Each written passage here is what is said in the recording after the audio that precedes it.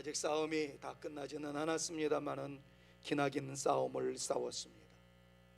코로나19로 인해서 우리는 코로나19와 맞짱뜨고 치열하게 싸움을 싸우기는 했습니다만은 특별히 우리 안의 연약함 때문에 고민하지 않을 수 없었던 것이 어쩌면 현실에 직면한 우리의 실존이기도 하였습니다. 코로나라는 녀석을 합리적 이유로 들어 예배에 거룩한 열정이 식어졌어도 그럴 수밖에 없었어 라고 스스로 보호막을 치기도 하였고, 점점 익숙해져가는 일상에 그러면 안 되는데 라고 말하면서도 내 안의 성령의 감동을 무시할 때가 많았던 것을 솔직히 고백하지 아니할 수 없습니다. 그럼에도 불구하고 여러분들은 잘 견뎌 주셨고 오늘처럼 이렇게 예배자로 서 주셨습니다. 우리 교회는 이전에도 한 번도 예배를 포기한 적이 없었습니다만은 이미 광고 시간에 말씀을 드렸던 대로 다음 주부터는 더 거룩한 열정으로 믿음의 길을 이어가자고 다짐하는 차원에서 오늘 설교의 컨셉을 좀 달리 해보았습니다. 야곱의 축복과 모세의 축복으로 12지파를 이어 나가던 것을 잠시 멈추고 오늘 다음 주일부터 이루어질 예배의 거룩성과 예배의 열정을 다시 한번 불태울 뿐만 아니라 다음 주일은 교회력으로 봤을 때는 성령 강림절이기 때문에 성령에 대한 놀라운 역사를 기대하는 마음으로 오늘과 다음 주는 설계 컨셉을 좀 달리해서 말씀을 여러분들과 함께 나누고자 준비하였습니다. 특별히 그동안 잘 싸워오신 여러분, 신앙의 끈을 부여잡고 믿음의 경주를 이어나가기 위해서 애써주신 여러분들에게 감사의 인사를 설교로 대신하고 싶어서 오늘 말씀을 재정리해 보았습니다. 오늘 말씀은 전혀 새로운 설교는 아닙니다. 지난 고난주간에 묵상했던 룻기서의 말씀이 근간을 이루었습니다. 그리고 오늘 설교할 내용은 6월 달에 있을 3,000여 명이 이상 모이는 전국의 장로님들 모임에서 설교할 내용이기도 합니다. 물론 적용점과 예화 같은 것들은 다를 수 있겠지만 프레임, 그 기둥은 오늘의 설교의 근거에서 말씀을 증거하려고 생각 중에 있습니다. 제가 오늘 이 설교를 하는 이유는 단순합니다. 그 첫 번째는 여러분들께 그동안의 노고에 대해서 감사의 인사를 드림과 동시에 두 번째는 감사 속에서 우리가 다시 일어나야 할 부분이 무엇인가를 재점검하고자 하는 의도가 제 마음속에는 있습니다. 하나님께서 허락하신다면 제가 우리 사랑하는 성산교회에서 34년 정도를 목양하게 될 것 같습니다. 초기 10년 동안의 사역을 가만히 생각해 보노라니 우리 성전을 재건하기 위해서 참 많이 애썼던 시간이었었구나. 원로 목사님의 목회 철학을 이어받아서 여러분들과 함께 다시금 일어나는 교회가 되어지도록 하기 위하여 고군분투했을 뿐만 아니라 초기 10년의 후반부부터 중기 10년의 초반부까지 우리 안덕희 장로님이 많이 도와주시고 섬겨주시고 건축위원장으로 띄워주셔서 여러분들의 아름다운 수고와 더불어 예배당과 교육관을 건축하게 되는 선한 역사를 이루게 되었다는 것에 얼마나 감사했는지 모릅니다. 이제 제가 남아있는 한 10여 년, 과연 나는 우리 사랑하는 성산의 가족들과 어떤 생각을 가지고 어떤 비전 하에 마무리 34년여 동안의 진행 속에서 어떤 결과를 돌출해내어야 될 것인가 나름 고군분투하며 기도하다가 어쩌면 오늘 설교하는 것이 앞으로의 모든 사역에 있어서의 쟁점사항, 우리가 실천해야 할 비전 가치가 아닐까 그렇게 생각하면서 오늘 이 말씀을 나누게 됩니다. 사랑하는 여러분, 오늘 여러분들에게 인사드리는 세 가지 감사는 저의 진심입니다. 아울러 그 감사 속에서 앞으로 우리가 나가야 할, 그리고 다음 세대들에게 물려줘야 할 새로운 가치를 이루어 나가기 위해서 우리가 간직해야 할 중요한 세 가지 철학은 무엇인가를 한번 생각해 보려고 합니다. 이를 위하여 본문 배경을 이해하는 것은 설교 이해에 초석이 되어질 것 같습니다. 오늘 본문의 장소는 베들레헴입니다. 그 마을에 대비되는 두 사람이 있었습니다. 엘리멜렉과 보아스라는 사람입니다. 그 두 사람은 베들레헴에서 어떤 모습을 보였을까요? 은혜로움이 가득했던 그 땅 베들레헴은 살기 좋은 곳이라고 한마디로 정의를 내릴 수가 있겠습니다. 왜냐하면 베들레헴이라는 말의 뜻 자체가 풍요로움을 상징하는 떡집이기 때문에 그렇습니다. 그야말로 그곳은 풍성한 곳이었습니다. 하나님을 섬기면서 받는 은혜가 넘치는 곳이라고 할 수 있는 곳이었습니다. 그곳에 살고 있었던 이 두 사람, 엘리멜렉과 보아스는 하나님을 잘 섬기며 살던 사람이었다라고 우리가 감히 추측해 볼 수 있는 것은 그 사람들의 이름의 뜻이 믿음의 사람이었다는 것을 증명하고 있기 때문에 그렇습니다. 엘리멜렉이라는 말의 뜻은 나의 하나님은 왕이시다 라는 뜻이에요. 나의 하나님은 왕이시다. 보아스라는 말의 뜻은 권능이, 능력이 그분에게 있다 라는 뜻입니다.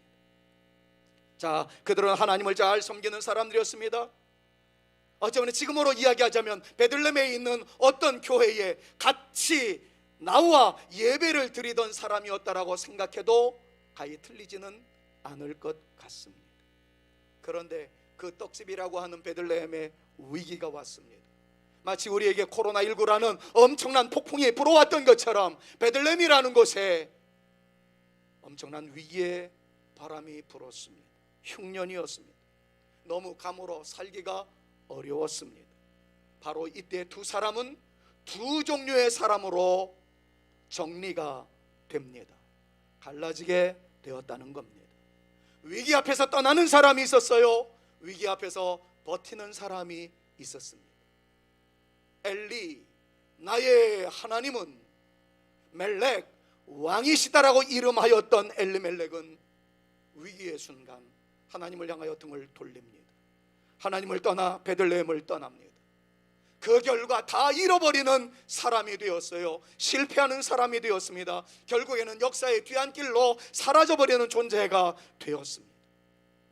이름은 나의 하나님은 왕이십니다 였지만 그는 물질의 노예가 되어서, 물질의 포로가 되어서 좌우를 분별하지 못하다가 안개와 같이 그의 역사의 무대에서 사라져버리고 말았습니다. 한마디로 정리하자면 이렇게 말할 수가 있겠네요. 잃지 않기 위하여 떠났으나 다 잃은 존재가 되었다라고 말입니다. 그러나 보아스는 초반에는 아무런 가치를 드러내지 못하였습니다. 그런데 마지막 그의 행로를 보았더니 실패한 사람들을 끌어안았던 사람, 그들로 하여금, 실패했던 사람들로 하여금 다시 일어나게 했던 존재, 실패해서 좌우를 분별하지 못하고 목적의식도 없이 살아가던 그 사람들로 하여금 위대한 역사를 이루어내게 만드는데 중요한 견인차 역할을 했던 사람이 보아스라는 것을 우리는 말씀을 통해서 정리해 볼 수 있습니다. 여기서 소결론을 한 가지 얻어낼 수가 있겠네요. 하나님을 잃으면 다 잃은 것이고 하나님을 잡으면 다 얻은 것이다 라는 단순하지만 강력한 메시지를 받게 됩니다. 믿으시기를 주님의 이름으로 축원합니다. 하나님을 잃으면 다 잃은 것입니다. 하나님을 얻으면 하나님 안에 있는 능력과 권세와 존귀와 영광이 우리 가운데 나타나게 될 줄로 믿습니다. 자, 이를 통해서 배울 수 있는 영성은 버팀의 영성이라고, 견딤의 영성이라고 말씀드리고 싶습니다. 먼저 여러분들에게 이렇게 인사드리고 싶어요. 코로나19의 이 엄청난 상황 속에서 잘 버텨주셔서, 잘 견뎌주셔서 감사하다고 목사로서 여러분들에게 그렇게 진심으로 인사드리고 싶습니다. 옆에 있는 분들이 한번 축복할까요? 버텨주셔서 감사합니다. 견뎌주셔서 감사합니다. 우리로도 한번 인사로 우리의 마음을 전할 수 있었으면 좋겠어요. 서로에게 인사합니다. 버텨주셔서 감사합니다. 견뎌주셔서 감사합니다. 그럼 베들레헴의 흉년이 왔을 때 엘리멜렉의 논에만 비가 온 것, 오지 않은 것 아니었습니다. 다른 집 목장에는 바짝 말랐는데 보아스의 집에만 푸른 초장 맑은 시냇물가가 흐르고 있었던 것은 아니었습니다. 엘리멜렉의 논에도 비는 오지 않았고 보아스의 논에도 비는 오지 않았을 거예요. 똑같은 위기였고 똑같은 시련이었습니다. 그런데 보아스는 그 자리를 지켰다는 거예요. 하나님께서 허락하신 그곳을 떠나지 않았다는 것입니다. 예배의 자리와 기도의 자리와 하나님을 경배하는 자리를 떠나지 않았다는 거예요. 떠났던 사람, 어쩌면 그것이 지혜로운 선택일 수도 있겠다. 많은 사람들이 그렇게 추앙에 맞지 아니하는 엘리멜렉의 모습을 보았음에도 불구하고 보아스는 흔들리지 않았습니다. 오는 비는 피하는 게 상책이에요. 이 위기는 조금 지나갈 때까지 지혜로운 선택을 하는 것이 도움이 될 수 있어. 여러 가지 얘기들이 왜 없었겠습니까? 그러나 보아스는 하나님을 등지고 싶지 않았습니다. 예배의 자리를 떠나고 싶지 않았습니다. 그는 하나님을 향하여 주바라기의 영성을 이어 나갔다는 거예요. 여러분 잘 아시지 않습니까? 진짜 믿음이 무엇인지를 말입니다. 의인은 믿음으로 말미암아 살리라 라는 하박국의 대선언 앞에서의 나왔던 믿음이라는 단어를 여러분들 히브리어로 다 알고 계세요. 에무나. 다니엘이 하나님께 온전한 영광을 올려드리기 위하여 하나님께 기도하는 것이 죄가 되어지는 세상이 되었을 때, 왕의 금신상에게 절하지 아니하는 것이 죄가 되는 세상이 되었을 때, 그 죄의 결과가 굶주린 사자의 굴 속에 던져지는 살아있는 먹이가 되어서 갈갈이 찢겨 죽는 고통이 왕의 신상에게 절하지 아니하는 사람들에게 나타난 형벌의 결과라는 사실을 알고 있었음에도 불구하고 다니엘은 믿음을 붙잡기 위해서 사자굴에 두벅두벅 걸어가는 살아있는 순교 제물이 되었던 것 잘 압니다. 그때 성경은 뭐라고 이야기합니까? 저가 사자의 입에서 구원받게 되어진 것은 하나님을 믿었기 때문이었다. 여기서 말하는 믿음이 히브리어로 에무나였습니다. 자, 그러니까 믿음이라는 단어는 히브리어로 에무나라고 이해하시면 틀리지 않습니다. 자, 그런데 거슬러 올라가서 모세가 출애굽을 하기 위하여 여호수아의 군사들과 함께 적과 꿀이 흐르는 가나안 땅으로 진군할 때의 일이었습니다. 광야에서 교회 생활을 하고 있었을 때 피할 수 없는 적이었던 아말렉 호전적인 존재들과 맞짱 뜨게 되었을 때 이스라엘 백성들은 속수무책으로 당할 수밖에 없었습니다. 왜냐하면 아말렉은 전쟁에 능한 강한 용사였기 때문에 그래요. 그런데 신기한 역사가 일어났던 거 여러분 잘 아시지 않습니까? 희한하게도 모세가 손을 들고 있으면 여호수아의 오합지졸의 군사들이 호전적인 전쟁에 능한 아말렉과 맞짱 떠서 이길 수 있었다는 거예요. 그런데 놀라운 사실은 모세가 들고 있었던 손에 힘이 너무 들어가서 피곤하여 내려가게 되어지면 그동안 이기고 있었던 이스라엘 백성들이 질 수밖에 없었다는 이상한 기이한 현상이 자꾸 벌어집니다. 모세가 안 되겠다 생각해서 두 손을 번쩍 들고 이 손이 내려오지 않기를 위해서 애를 썼습니다. 그러나 인간이었습니다. 내려갈 수밖에 없었을 때 아론과 훌이 좌우에 서서 내려가는 팔을 붙잡아 주었습니다. 모세는 그 팔을 의지하여 그네들의 도움을 입기는 했지만 온갖 힘을 다 팔에다가 집중합니다. 부들부들 떨리는 그 손이 내려오는 그 상황 속에서도 내 손이 내려가면 우리 군사들이 지더라. 이것 때문에 손을 내리지 않으려고 버텼습니다. 견뎠습니다. 방금 전에 떴던 이 성경은 이렇게 이야기합니다. 모세의 손을 붙들어 올렸더니 그 손이 해가 지도록 내려오지 아니한지라. 여러분 여기에는 믿음이라는 단어가 나타나지 않습니다. 그런데 히브리어 성경을 보니까 내려오지 않았더라, 버텼더라, 견뎠더라가 에무나라고 히브리어로 기록되고 있는 것을 여러분은 이미 다 알고 계세요. 제가 힘있게 강조했던 메시지였기 때문에 그렇습니다. 에무나 어떤 뜻이에요? 믿음이라는 뜻입니다. 견고함이라는 뜻이에요. 확실하다는 뜻이에요. 그러나 그 끝자락에 나타날 수 있는 진정한 믿음은 버티는 것이다, 견디는 것이다 라는 뜻이었음을 우리는 말씀을 통해서 이미 묵상한 바가 있습니다. 신앙의 경주를 이어나가다가 힘듦이 있습니다. 성도로서의 교회에서의 모든 본분을 감당하기 위하여 생기는 어려움이 있을 수 있습니다. 특별히 코로나19의 폭풍 속에서도 교회를 섬기기 위하여 눈물의 기도를 쏟아내며 버텨주셨던 장로님들, 권사님들, 집사님들, 성도님들, 여러분들에게 목사로서 진심으로 감사의 인사를 드리고 싶은 것이 저의 솔직한 심정입니다. 사랑하는 여러분, 앞으로도 우리에게는 예측할 수 없는 시련의 광풍이 불어올 수 있을 것이다라는 것을 예측해 봅니다. 부디 어떤 시련에 굴곡이 있다 할지라도, 어떤 어려움에 골짜기에 직면한다 할지라도, 이번에 코로나19를 너끈히 견뎌내며 버텨내셨던 여러분들의 믿음을 다시 한번 가일층 발전시켜서 어떤 상황이 내 가운데 온다 할지라도 흔들리지 아니하는 믿음을 유지해 보리라. 곁이며 견디는 그러한 믿음의 영성을 내가 다시 한번 사수해 보리라 다짐하시는 저와 여러분들 모두가 되어지셔서 보아스에게 임하셨던 놀라운 주의 축복, 그 놀라운 은혜의 역사를 우리 모두가 누리며 살아갈 수 있는 성산의 모든 가족들 다 되실 수 있기를 우리 구주 예수 그리스도의 이름으로 축원합니다. 축원합니다. 잘 버텨주십시오. 앞으로 여러분들의 인생의 행로에 무지갯빛 영롱한 평탄대로만 펼쳐지지는 않을 것입니다. 그럼에도 다시 견디고 다시 버팀으로 주의 영광의 불꽃처럼 우리 모두가 쓰임받게 되어질 수 있기를 간절히 소망하며, 여러분들 모두가 승리하는 하나님의 거룩한 용사들 되어질 수 있기를 우리 구주 예수 그리스도의 이름으로 축원합니다.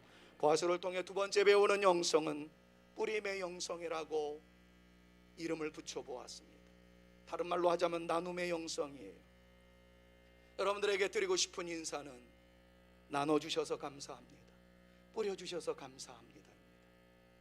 저는 예배당에 딱 들어올 때마다 제 눈에 확연하게 들여오는 첫 번째 장면은 여러분들이 지금 강대상을 향해서 보시는 왼쪽 우편에 아홉지교회의 사진이 제 눈에는 계속 들어옵니다.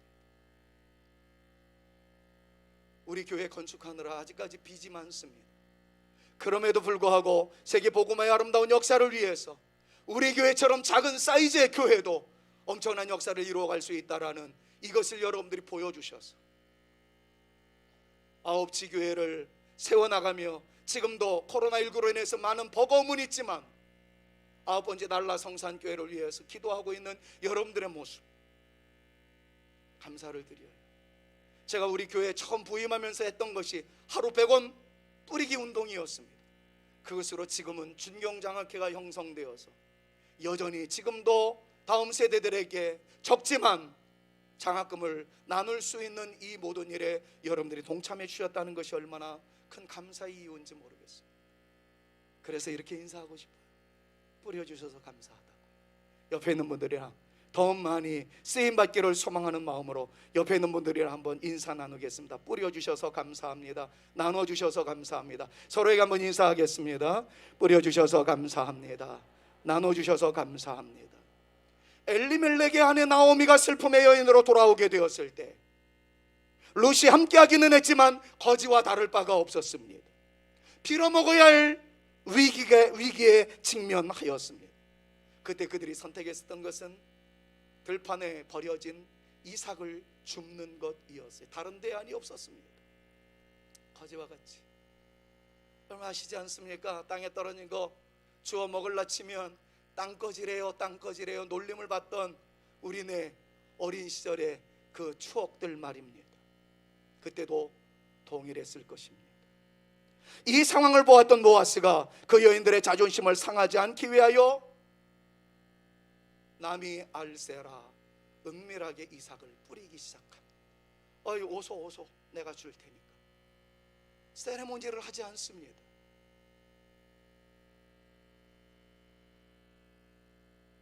쌀바구니를 쌓아놓고 기념한다고 사진 촬영하지 않습니다. 생색내지 않았어요. 그냥 뿌렸습니다. 믿음의 사람들은 달랐더라고요. 어떤 상황에서도 그들은 뿌리기 시작하였습니다. 어떤 분들은 기도의 눈물을 뿌렸고 어떤 분들은 땀방울의 흔적을 남기기도 하였습니다. 우리 믿음의 대선배님들은 순혈적 믿음으로 그들의 피를 뿌려서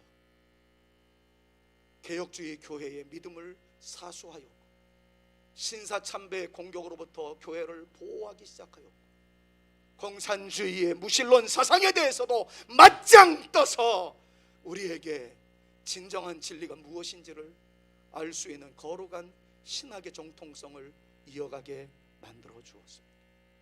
어떤 분들은 물질을 뿌렸어요. 어떤 분들은 구제와 사랑을 실천하기 위하여 몸을 던지기도 하였습니다. 이 모든 것에 대하여 우리 사랑하는 성산의 모든 가족들에게 진심으로 감사하다 인사드리고 싶었습니다. 어려움의 시기에도 모든 것들을 나누고자 했었던 우리 사는 성산의 가족 여러분, 진심으로 감사를 드립니다. 자, 그런데 여기에서 꼭 우리가 짚고 넘어가야 할 또 하나의 감동이 있습니다. 그것은 보아스가 굉장히 섬세한 영성을 가지고 있었구나 하는 것이었어요. 뿌리기는 뿌리는데 방금 전에 말씀을 드렸던 대로 자기 자신에 대해서 셀레브레이션을 하지 않습니다. 나는 주는 사람이라고 홍보하지 않습니다. 그리고 그의 섬김을 통해서 상대방의 자존심을 상하게 될까 봐 그것을 생색내지 않고 은밀하게 처리해 나가는 보아스의 또 다른 영성을 살펴볼 수가 있어요. 뿌리는 그의 일꾼들에게 보아스가 얘기합니다. 뿌려라, 몰래 뿌려라. 죽는 사람 자존심 상하지 않게 하거라. 그리고 뿌려서 그들이 죽거든 꾸짖지 말라. 바로 이런 말을 남기고 있는 보아스의 모습을 주목해 보셔야 합니다. 룻기 2장 16절 말씀을 보니까 이렇게 표현하고 있잖아요. 같이 한번 믿음으로 읽어봅니다. 또 그를 위하여, 같이요. 또 그를 위하여 곡식다발에서 조금씩 뽑아버려서 그에게 줍게 하고 꾸짖지 말라. 저는 이걸 이렇게 각색했습니다. 뿌리고 줍거든 생색내지 말아라. 여러분, 이렇게 좀 말할 수 있지 않겠어요? 보아스나 보아스의 종들이 딱 뿌렸더니 이 나오미와 룻이 죽고 있습니다. 그러면 그러게 왜 나갔어? 내가 알았어. 얻어 터지고 다시 돌아올 줄. 바로 이런 얘기. 아니 어쩌자고 주님을 떠나, 어쩌자고 주님을 떠나.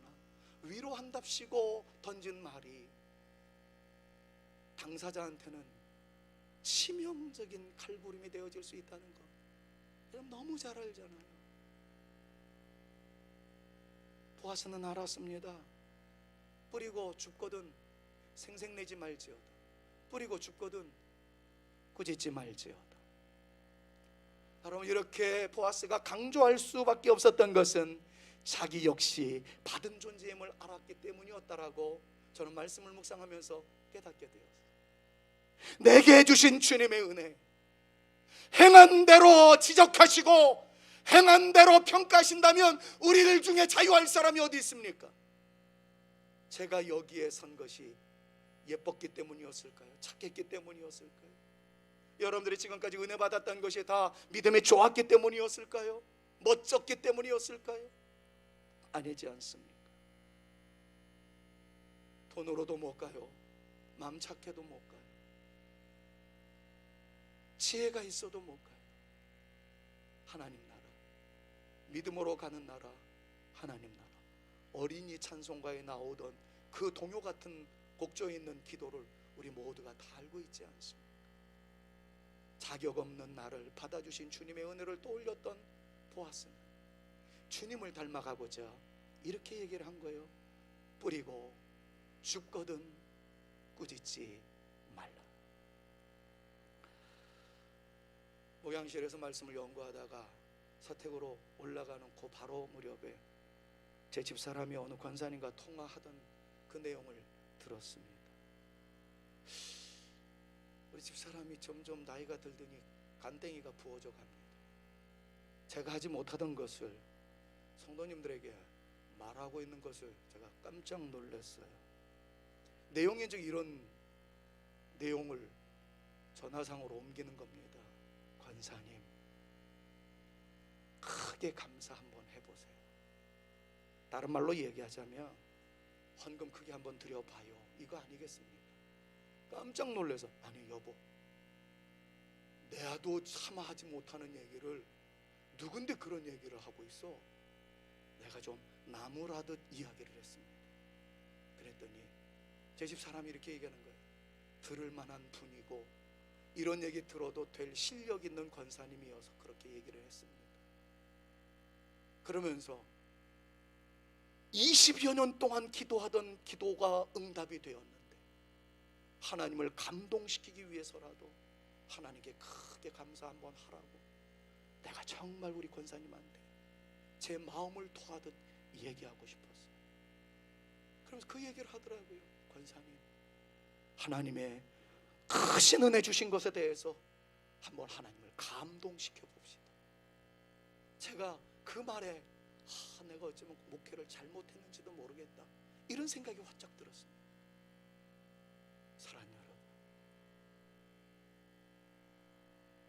우리에게 주신 주님의 은혜를 기억한다면, 그리고 살아가는 날 동안 부어주실 주의 역사를 믿음으로 주장할 수 있다면 주신 하나님께 감사로 감동을 시킬 수 있을 뿐만 아니라 나를 받아주신 주님의 마음을 내 심장에 아로새겨서 나 또한 뿌리고 줍거든 꾸짖지 아니하고 생색내지 않는 거룩한 영성으로 아름답게 살아가는 저와 여러분 모두가 되어질 수 있기를 우리 구주 예수 그리스도의 이름으로 축원합니다.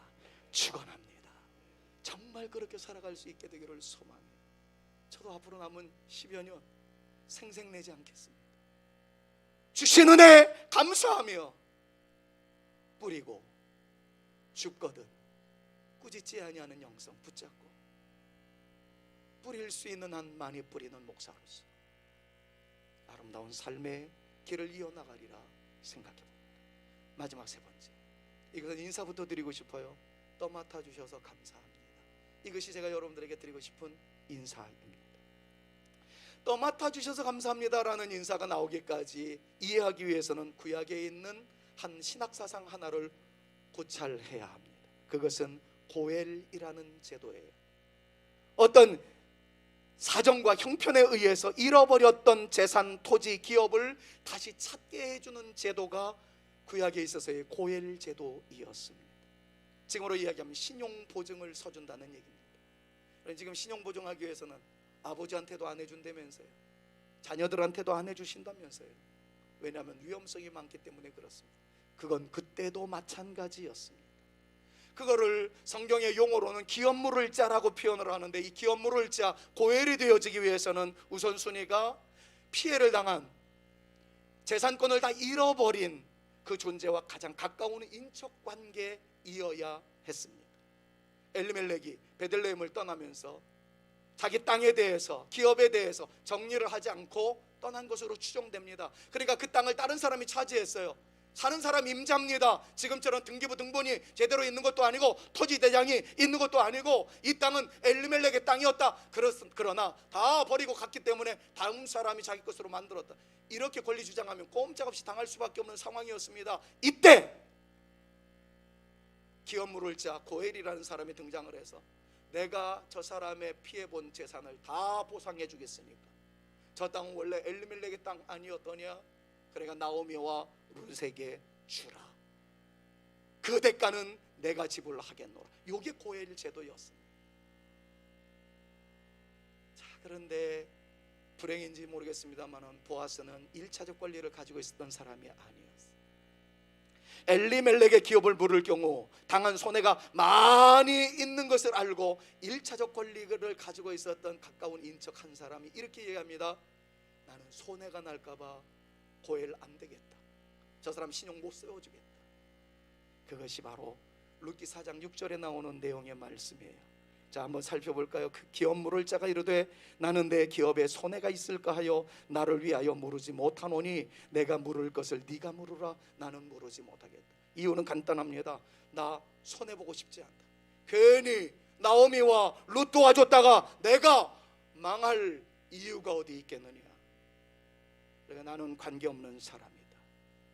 바로 그때 보아스가 이야기합니다. 내가 떠맡아 주겠어. 내가 떠안아 주겠어. 여러분은 나오미가 예뻐서 그 할머니를 받게 되면 유익이 있어서 그랬을까요? 아니면 룻이 너무나도 예뻐가지고 어떤 메리트가 있어서 자기의 기업을 포기하면서까지 그 사람들을 떠맡아 주었을까요? 정말 그런 메리트가 있었다면 첫 번째 기업물을 위치에 있었던 사람이 자기가 하지 않았겠습니까? 근데 첫 번째 사람은 자기에게 손해가 올 것을 예측했던 나머지 포기합니다. 저는 이것을 통해서 세 번째 영성을 이렇게 표현을 하고 싶었어요. 떠맡아 줌의 영성, 기꺼이 짊어짐의 영성이라고 말이지요. 보아스는 그런 사람이었습니다. 기업을 물을 자로 서준 존재, 손해가 있음에도 사랑의 실천을 이룬 존재, 당신의 빚을 나의 빚으로, 그래서 당신을 온전히 세워주기 위하여 기꺼이 희생적 삶, 헌신의 삶을 이루어 나갔던 존재. 그럼 그분은 바로 우리 구주 예수 그리스도의 모습이 아니었겠나요? 나를 위하여 온몸을 던지셨던 예수 그리스도, 나를 떠맡아 주시기 위하여 당신의 심장에 파열되는 고통이 부과된다 할지라도 기꺼이 짊어지셨던 우리 구주 예수 그리스도. 우리 주님이 나를 위하여 그렇게 했다면 나 또한 떠맡아 줄 수 있는 그 아름다운 가치를 구현하는 존재로서 나의 인생을 정리해 봐야 되지 않겠나. 이것이 저에게 말씀을 묵상하는 내내 도전적 주님의 음성으로 듣게 되었습니다. 사랑하는 여러분, 여러분들의 남은 인생 가운데 우리 사랑하는 성산교회 다음 세대들을 향하여 내가 맡아줄 수 있는 영역과 부분은 무엇이겠습니까? 근데 저는 이 말씀을 깊이 묵상을 하다가 목양실에서 감격의 눈물을 흘리지 않을 수 없었던 한 건을 경험하게 되었습니다. 그건 다른 것이 아니라 떠맡아 주기 위해서는 떠맡아 줄 수 있는 위치와 능력과 권세가 있어야 되겠구나. 그래서 제가 이렇게 기도를 했습니다. 하나님, 우리 사랑하는 장로님들에게 떠맡음의 영성이 나타날 수 있도록 근간이 이루어지는 기적을 허락하여 주시옵소서. 우리 성도들이 떠맡을 수 있는 영성을 회복하기 위해서 떠맡을 수 있는 위치와 능력과 권세가 우리 사랑하는 성도들 가운데 나타나 주시옵소서. 여러분, 이 기도를 올리게 되었어요. 이를 위해서 부서기 때 있었던 하나 에피소드를 이야기하고 마치려고 합니다. 저같이 초라한 사람이 여러분들의 기도와 후원과 협력으로 총회라는 곳에서 일을 하였던 바로 그때입니다. 부서기 때 종신대학교 신학대학원을 방문한 일이 있었습니다. 양지에 가서 신학대학원의 이야기를 다 보고를 브리핑으로 들었을 때 여러분들이 아시다시피 한전에서의 송전탑 76만 5천 볼트 76만 5천 볼트의 송전탑이 선지생도들이 공부하는 그 산으로 지나가게 되어서 학생들이 난리를 치고 데모를 했던 일이 있었습니다. 그때 한전에서는 피해 보상을 장학금으로 전환해서 30억을 도네이션 하기로 협약이 이루어졌었습니다. 그런데 그때 당시 총신대학교는 총장과 재단 이사장과 교수들 사이에 이상한 파워 게임이 일어나가지고 누구 하나 이 일을 성사시키지 못했습니다. 그러다가 5년의 세월이 지나서 행정소멸 시효가 끝나버리고 말았습니다. 한전에서는 진행할 수 있는 시효가 끝났기 때문에, 소멸되었기 때문에 30억 못 주겠다 이렇게 되어버렸습니다. 그 브리핑을 받는 순간 임원들은 아연실세 갈 수밖에 없었겠죠. 그러나 행정소멸 시효가 되었다는 것 때문에 더 이상 일을 진행할 수가 없었습니다. 다들 자족을 맛보고 있었을 때 제 안에서는 분노가 생겼어요. 그리고 그때 여러분들에게 도움을 요청했습니다. 기도해 주십시오. 잃어버린 30억 찾아야 되지 않겠습니까? 여러분들 가운데 금식해 주신 분들도 있었고 여러분들 가운데 기도해 주신 분도 있었어요. 상황을 알아보기 위해서 동분서주했습니다. 마침 그때 우리 교회 안수 집사님 가운데 한전 부사장을 역임하시고 계열회사의 회장으로 사장으로 일하고 계신 집사님이 계셨다는 거 여러분 잘 아십니다. 그분이 브릿지가 되어서 관계자들을 만나기 시작했어요. 제 시간을 다 쏟았어요. 총회에서 교통비 하라고 1원 한 장 받지 않았지만 제가 모든 것들을 감당하면서 일을 다 했습니다. 몇 주가 지나서 총신대학교 기조실장한테 전화가 왔습니다. 보고가 왔습니다. 이상한 일이 생겨났다고요. 어디에서 나왔는지 모르겠는데 두 사람이 나와서 지금 이 상태로는 총신대학이 법정 소송 싸움에 휘말릴 수밖에 없는데 백전백패한다. 그러니까 이 서류 가지고는 안 되니까 이 서류를 다시 만들어라. 그리고 지금 총신대학이 갖고 있는 법무팀 가지고는 한전팀의 법무팀을 상대할 수가 없으니까 돈이 조금 들어가더라도 이 법무팀보다 상회하는 능력 있는 변호사를 선임해다오. 여러분, 이런 그 아이디어를 제공해주는 두 사람이 왔었다는 거예요. 기조실장은 청와대에서 나왔나 보다 이렇게 생각을 했답니다. 근데 여러분, 어떻게 그 시기에 2년 전에 청와대에 압력이 있다고 해서 일이 진행되어지는 세상입니까? 더 안 해주죠. 그런데 어쨌든 이런 일이 일어났어요. 나중에 알고 보니까 그분들이 한전 사람들이었습니다. 자기네들이 져주기 위해서, 총신이 성의 있는 모습으로 나타나기 위해서 가이드라인을 다 정리해 준 거예요. 그 후에 한전 부사장과 그리고 이 일에 직접적으로 일을 하는 관계자 4분, 그리고 총신 쪽에서는 그때만 해도 총신 총장이 아직도 정신을 제대로 차리지 못하고 이 중요한 일에도 콧배기도 보이지 않았어요. 다른 일 하느라. 제가 총신과 무슨 상관이 있습니까? 그런데 총신의 대표로 제가 나가고 그리고 기조실장 두 사람 4대 2가 만나서 단판을 짓게 되었습니다. 한참 얘기가 진행이 되었어요. 그런데 한전 부사장이 얘기합니다. 이 30억은 다른 일로 써서는 안 됩니다. 건물을 짓거나 발전기금으로 유용해서도 안 됩니다. 오직 장학금으로만 써주십시오. 제가 얘기했습니다. 제가 목숨 걸고 장학금으로만 사용될 수 있도록 하겠습니다. 이야기가 한참 진행되고 난 다음에 마지막 순간에 한전 부사장이 제 눈을 보더니만 이런 얘기를 남겼습니다. 목사님, 제가 목사의 아들입니다. 목사님의 진정성을 보았습니다. 이런 큰 일을 하면서도 아무런 사심이 없는 것을 보았습니다.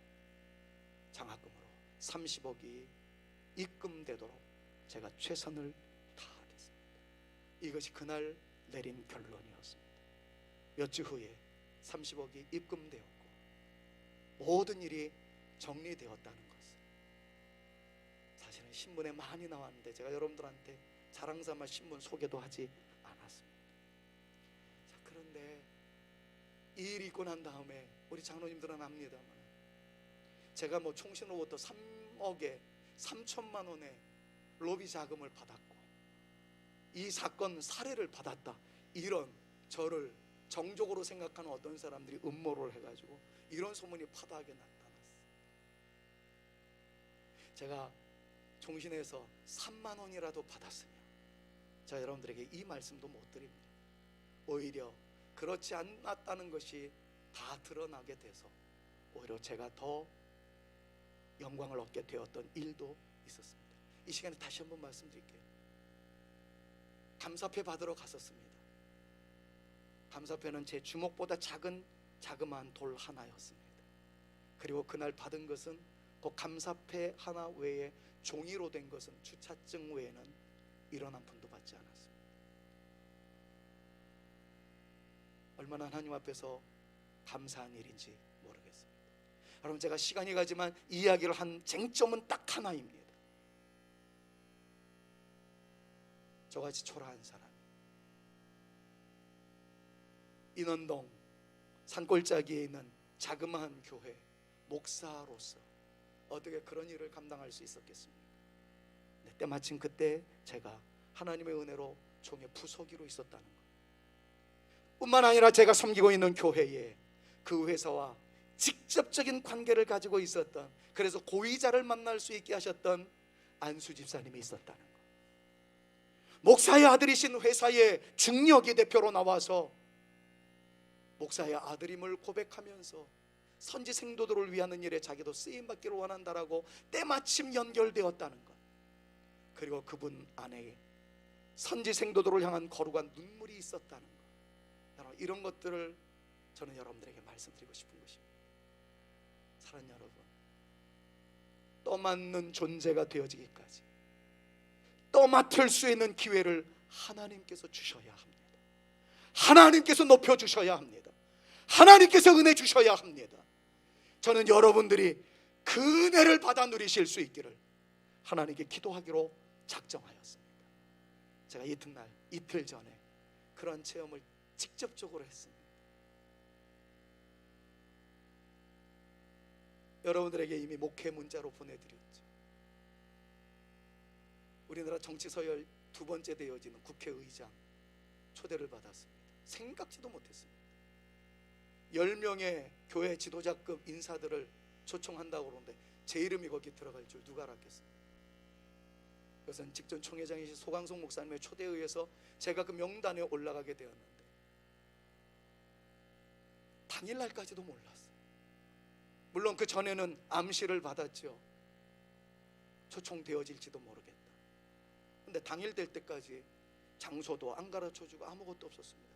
그런데 국회의사당에 행정사무관이 주무관이 전화가 와가지고 김한성 목사님이십니다. 차량 넘버가 어떻게 됩니까? 몇 시까지 어디로 오십시오? 그제서야 알았어요. 1시간 반 전에.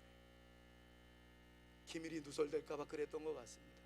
장현분 권사님한테 급히 전화를 해서 권사님 꽃바구니가 필요해요. 어떻게 써주세요. 부탁을 드려서 전달 받아가지고 국회의장 공간으로 갔습니다. 제가 그걸 보면서 이런 생각을 했어요. 아하, 내가 원한다고 되어지는 것 아닙니다. 그러나 하나님께서 역사하시면 상상하지 못했던 길들이 보여지는구나. 상상하지도 못했던 상황에서의 쓰임받게 되어지는 것은 하나님께서 하시는구나. 중요한 것은 하나님께 잘 보이면 되겠구나. 하나님께서 역사하시면 되겠구나. 하나님께서 초이스하시면 되겠구나. 이것이 제 마음속에 들어왔어요. 오늘 이 시간도 여러분들에게 그 축복을 하고 싶습니다. 사랑하는 여러분, 나 늙었어요. 나 능력도 없어요. 나 가진 것도 없어요. 그건 아무런 문제가 되어지지 않습니다. 주님께서 사용하시기로 작정하시면 하나님께서 역사하여 주실 줄로 믿습니다. 하나님께서 길을 열어주실 줄로 믿습니다. 저는 여러분들의 사업하시는 분들 주님께서 시온의 대로를 열어주시기를 기도할 겁니다. 우리 사랑하는 글로리 앙상블 다음 세대를 책임질 수 있는 연주자들, 지난주에는 독일로 향하는 그 미래를 위해서 우리 교회를 떠난 자매가 있었지만 오늘 오신 자매나 같이 섬기던 자매들이나 모든 분들의 앞날이 활짝 열려져서 하나님의 영광을 드높일 수 있는 멋쟁이들이 되어질 수 있기를 축복합니다. 우리 사랑하는 다음 세대들이 하나님 앞에 아름답게 쓰임받는 거룩한 용사들로 불꽃처럼 타올라서 우리 모두가 주 앞에 용감하게 당당하게 쓰임받는 주의 백성들이 되어질 수 있기를 우리 구 주 예수 그리스도의 이름으로 축원합니다. 사랑하는 여러분, 부탁드립니다. 쓰임받기 위해서 거룩한 비전을 꿈꾸십시오. 하나님의 영광을 위하여 쓰임받고자 하는 거룩한 야심을 가지고 기도하십시오. 오늘 말씀에서의 최종 결과는 보아스를 통해서 다윗이 태어납니다. 그 다윗의 혈통을 통해서 우리 구주 예수 그리스도가 태어납니다. 저는 나머지 주님께서 허락하신다면 10년 동안 3가지를 기억할 겁니다. 견디는 영성, 뿌리는 영성, 떠맡아 기꺼이 안아줄 수 있는 영성. 우리 교회가 이 귀한 역사를 이루어 나갈 수 있도록 은혜 베풀어 주시옵소서. 우리 장로님들에게, 우리 권사님들에게, 안수집사님들에게, 성도님들에게, 청년들에게, 우리 다음 세대들에게, 가깝게는 내 자식놈들이, 여러분들의 자녀들이 아름답게 쓰임받게 되어지기를 우리 구 주 예수 그리스도의 이름으로 축원합니다. 이 믿음으로 나가면 하나님이 일하실 겁니다. 그 다음은 하나님께서 책임져 주실 것입니다. 이 찬양을 올리고 싶었어요. 내가 걸어가는 인생의 길목에 거룩한 시온성이 있다는 거죠. 주님 그 집에 가기 위해서 한밤을 지새웠습니다. 온몸이 상할 수도 있다라는 것이죠. 그러나 주신 사명을 감당하겠나이다, 이것입니다. 그런데 3절에는 이런 가사가 있어요. 저 시온성에 가는 날까지 내 짧은 인생 순례의 길, 내 사모하는 주님 배울 때 내 눈물 없으리. 지금은 눈물 흘리고 땀 흘린다 할지라도 그때는 한바구음을 짓는다는 것 아니겠습니까? 이 죄악된 세상에서 이 몸이 약할지라도 그 다음 줄 때문에 이 찬송을 부르고 싶었어요. 오 나의 주님 내 힘이 되사 날 인도하소서, 혹은 날 인도하시리. 여러분 믿음으로 주장하면서 우리 같이 이 찬양을 부르며 마무리했으면 좋겠습니다. 오늘 설교가 좀 길어져서 미안해요. 그러나 꼭 나누고 싶었습니다. 그동안 힘써주셔서 감사합니다. 애써주셔서 감사합니다. 또 다른 미래를 향해서 애써주시기를 부탁을 드립니다. 저 시온성에 가는 날까지 내 짧은 인생 순례의 길, 내 사모하는 주님 배울 때 내 눈물 없으리. 이 죄악된 세상에서 이 몸이 약할지라도 오 나의 주님 내 힘이 돼 날 인도하시리. 날 인도하시리. 오 나의 주님, 오 나의 주님 내 힘이 돼 날 인도하시리. 날 인도하시리.